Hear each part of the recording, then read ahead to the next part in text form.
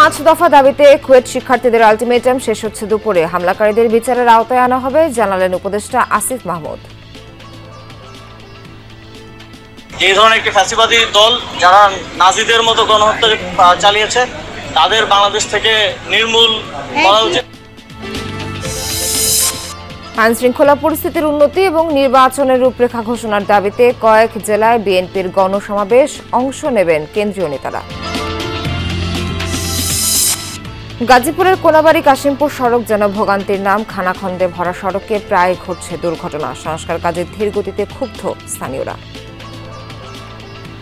এদিক থেকে লোক আসে, এদিক থেকে লোক আসে, কোনোভাবে কোনো লোক পার হইতে পারে না। রাস্তার দেখাশোনার কত করা কোনো লোক নাই। মেরামতের নামে খানাখন্দ করায় আমাদের ফ্যাক্টরিগুলিতে ঠিক মতো শ্রমিকরা আসতে পারতেছে না।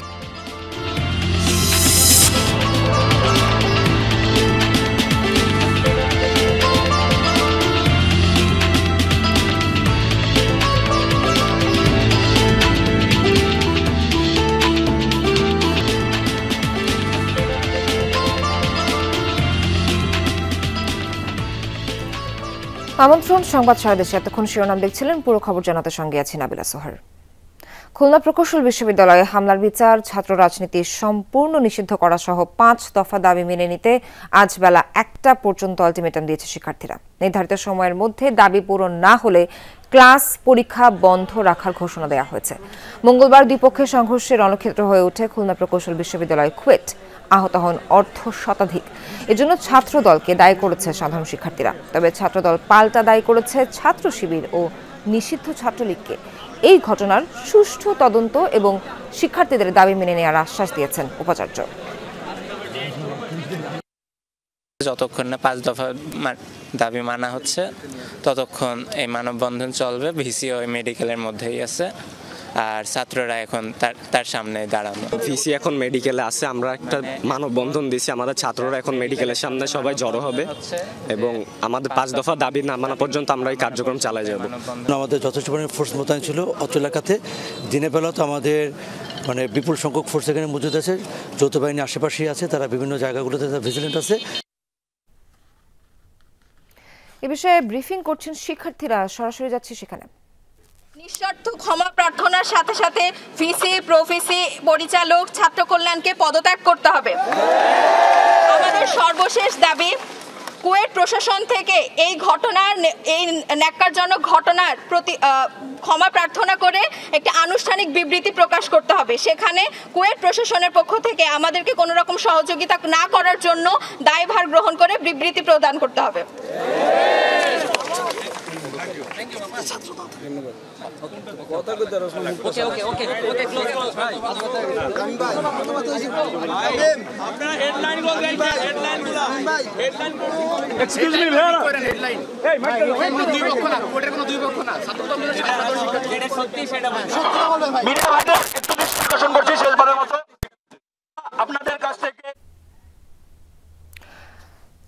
যারা কুয়েটে শিক্ষার্থীদের ওপর হামলায় জড়িত তাদেরকে দ্রুত আইনের আওতায় আনা হবে, এমনটাই জানিয়েছেন ক্রীড়া উপদেষ্টা আসিফ মাহমুদ সজীব ভুঁইয়া। সকালে ঢাকা সেনানিবাসে আদমজী ক্যান্টনমেন্ট কলেজে তারুণ্যের উৎসবে যোগ দিয়ে কথা বলেন তিনি।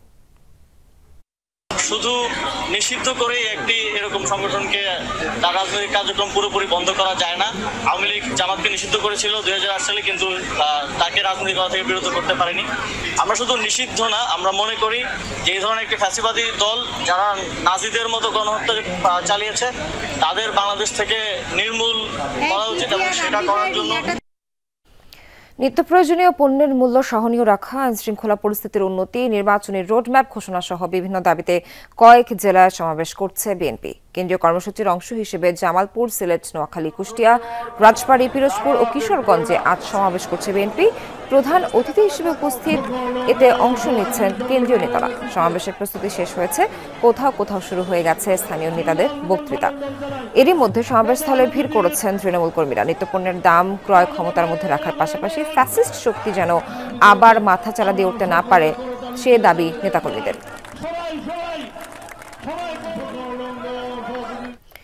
এই বিষয়ে আরো জানবো, আমাদের সহকর্মী জামালপুরে আছেন, সাগর ফারুজের কাছে জানতে চাই। সাগর, কেন্দ্রীয় নেতাদের মধ্যে কারা কারা আছেন এই সমাবেশে এবং তারা কি কি বলছেন, একটু বিস্তারিত জানাবেন।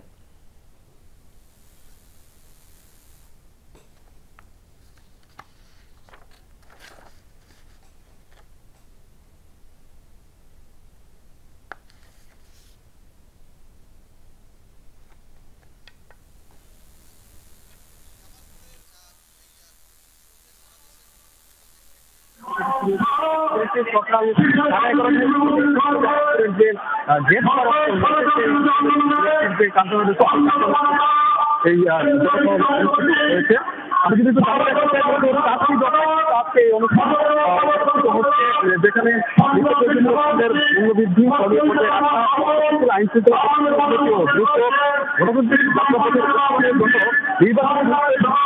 বেশি গুরুত্ব দিয়েছে।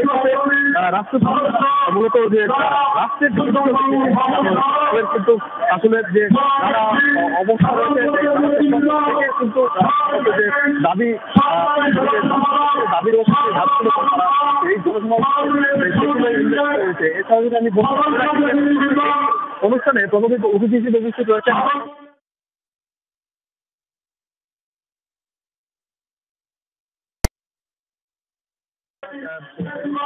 রয়েছেন তার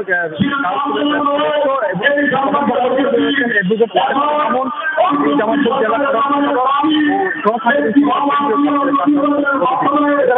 অতিথি হিসেবে রয়েছেন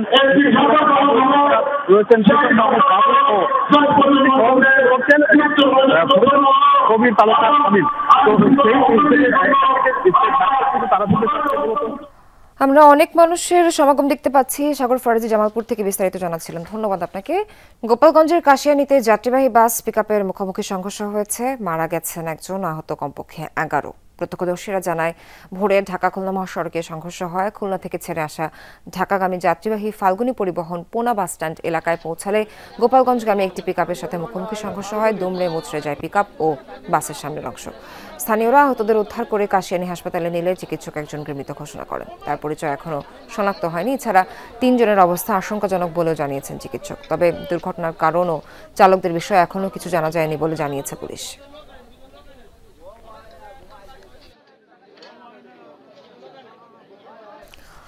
ভোগান্তির আরেক নাম গাজীপুর সিটির কোনাবাড়ি কাশিমপুর সড়ক। বছরের পর বছর ধরে বেহাল ব্যস্ত সড়কটি। চলাচলের যাত্রী ও পথচারীদের দুর্ভোগ সীমাহীন। ভাঙাচোরা রাস্তায় প্রায় ঘটছে দুর্ঘটনা। মালামাল পরিবহন নিয়ে বিপাকে আশপাশের কারখানাগুলো। মাস ছয়েক আগে আবার উন্নয়ন কাজ শুরু করলেও ধীরগতির কারণে ক্ষুব্ধ স্থানীয়রা। এক যুগেরও বেশি সময় ধরে এই অবস্থা সড়কটির, অথচ গাজীপুর নগরীর একটি গুরুত্বপূর্ণ রাস্তা এটি। অবিশ্বাস্য মনে হলেও এটাই সত্যি। কোনাবাড়ি থেকে কাশিমপুর পর্যন্ত 8 কিলোমিটার এই সড়কটি পড়েছে সিটি কর্পোরেশনের 5, 6, 7 ও 9 নম্বর ওয়ার্ডের মধ্যে। এসব এলাকায় রয়েছে শত শত পোশাক কারখানা। প্রতিদিন ছোট বড় হাজারো যানবাহনের চলাচল এই পথে, অথচ সড়কটি জুড়েই অসংখ্য খানাখন্দ। সামান্য বৃষ্টিতেই তলিয়ে যায় পানিতে। বেহাল সড়কে কোথাও কোথাও হেঁটে চলায় দায়। অটোগুলো উল্টে যায়, আমরাও পড়ে যাই। আমাদের অনেক লোকজন এখানে অনেক ধরনের আহত হচ্ছে। এই কাশিমপুর যে কোনাবাড়ি যে রোড, এটা একটা শিল্প এলাকার মধ্যে দিয়ে রোডটা গেছে। বিগত কিছুদিন পূর্বে মেরামতের নামে খানাখন্দ করায় আমাদের ফ্যাক্টরিগুলিতে ঠিক মতো শ্রমিকরা আসতে পারতেছে না। যে জায়গায় অফিস আসতে আমাদের 15 মিনিট সময় লাগে, ওই জায়গায় প্রায় 45 মিনিট আগেই বাসা থেকে বের হতে হয়। একটা ভোগান্তি। প্রতিটা ওয়ার্কারের 5 মিনিট 7 মিনিট 10 মিনিট করে প্রতিদিন লেট হইতেছে। এদিক থেকে লোক আসে, এদিক থেকে লোক আসে, কোনোভাবে কোনো লোক পার হইতে পারে না। ভাঙাচোরা সড়কটিতে প্রায়ই ঘটে দুর্ঘটনা।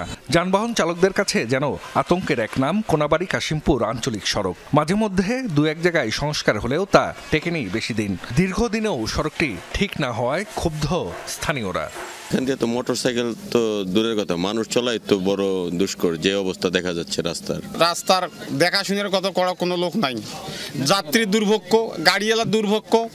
নতুন গাড়ি নেয় 6 মাসের মধ্যে গাড়ি ভাঙচুর হয়ে যায়। যাত্রী গাড়ির মধ্যে থাকে না, আইআরি ড্রাইভারের মারবে ধরে। বছরের পর বছর রাস্তাটি চলাচলের অনুপযোগী থাকায় ক্ষতির মুখে পোশাক শিল্প। ব্যাহত হচ্ছে মালামাল পরিবহন। শিপমেন্ট হওয়ার সময় দেখা যায় আমার খুব জরুরি শিপমেন্ট, যে আমার এতটার মধ্যে আমার পোর্টে পৌঁছতে হবে। সেক্ষেত্রে দেখা যায় অনেক সময় মাথায় করে লোডাররা সেই রাস্তার ওই বাড়ি গিয়ে কার্টুন করে নিয়ে যাচ্ছে, কারণ গাড়ি আসা যাওয়ার কোনো অবস্থা নাই। কাজটি এত ধীর গতিতে চলছে যে আমাদের পরিবহন, কাঁচামাল আমদানি এবং রপ্তানির ক্ষেত্রে আমরা ব্যাপক সমস্যার মধ্যে আছি। আমাদের যে এই কমপ্লেক্সে প্রায় 5 থেকে 7 হাজার শ্রমিক কর্মকর্তা কর্মচারী, যাদেরকে পায়ে হেঁটে ফ্যাক্টরিতে আসতে হচ্ছে এবং বাড়িতে ফিরে যেতে হচ্ছে। মাঝে মধ্যে আমাদের শ্রমিক কর্মকর্তারা দুর্ঘটনায় পতিত হচ্ছে। 2016 সালে সড়কটির কোনাবাড়ির দিকে 1 কিলোমিটার পর্যন্ত আরসিসি ঢালাই দেওয়া হয়, নির্মাণ করা হয় ড্রেনও, কিন্তু এরপর অদৃশ্য কারণে বন্ধ হয়ে যায় কাজ। মাস 6 আগে আবারও কাজ শুরু হলেও তা চলছে ধীর গতিতে। কাজের গতি বাড়ানোর আশ্বাস সিটি কর্পোরেশনের তত্ত্বাবধায়ক প্রকৌশলীর। গাজীপুর সিটি কর্পোরেশনের মেয়র এবং প্রশাসক, রাষ্ট্রীয় যে ক্রাইসিসটা ছিল, সব কিছু মিলিয়ে ওনাদের আগমন প্রস্থানের কারণে কিছু সময় নষ্ট হয়েছে। ইতিমধ্যে আমাদের কাজ শুরু হয়েছে এবং আমরা খুব শীঘ্রই কাজটা আরও দ্রুত গতিতে এগিয়ে নিতে পারবো বলে আমি আশাবাদী। ড্রেন সহ 7 কিলোমিটার রাস্তা আরসিসি ঢালাইয়ের জন্য বরাদ্দ 66 কোটি টাকা। জাহিদ হাসান, যমুনা নিউজ। ঠাকুরগাঁয়ে ব্যাটারি চুরির সময় আটক এক কিশোরকে বেধড়ক মারধর করা হয়েছে। গতরাতে সদর পৌরসভার গোয়ালপাড়া বায়তুল নাজাত জামে মসজিদ এলাকায় এ ঘটনা ঘটে। পুলিশ জানায় মসজিদের ব্যাটারি ও তার চুরির সময় হাতে নাতে স্বাধীন নামের ওই কিশোরকে আটক করে স্থানীয়রা। পরে তাকে একটি পিলারে বেঁধে রাখে। এ সময় লাঠি দিয়ে বেধড়ক মারধর করা হয় কিশোরকে। এতে গুরুতর জখম হয় সে। এরপর পুলিশের হাতে কিশোরকে সোপর্দ করে মুসল্লিরা। চুরির ঘটনায় মামলা দায়ের করা হয়েছে। পটুয়াখালীর বাউফলে 3টি যাত্রীবাহী বাসে অভিযান চালিয়ে প্রায় 14 মন জাটকা জব্দ করা হয়েছে। মঙ্গলবার রাতে পৌর শহরের টিএনটি অফিসের সামনে এই অভিযান পরিচালনা করেন সিনিয়র উপজেলা মৎস্য কর্মকর্তা সাইফুল ইসলাম। বলেন, গোপন তথ্যের ভিত্তিতে তারা জানতে পারেন যাত্রীবাহী বাসে এই রুটে জাটকা ইলিশ রাজধানী নেওয়া হচ্ছে। পরে ঢাকাগামী মুন পরিবহন, অন্তরা পরিবহন ও ডলফিন পরিবহন নামের 3টি যাত্রীবাহী বাসে অভিযান চালানো হয়। জব্দ করা হয় বিপুল পরিমাণটা জাটকা। কোম্পানিগুলোর বিরুদ্ধে আইনি পদক্ষেপ গ্রহণের আশ্বাস প্রশাসনের।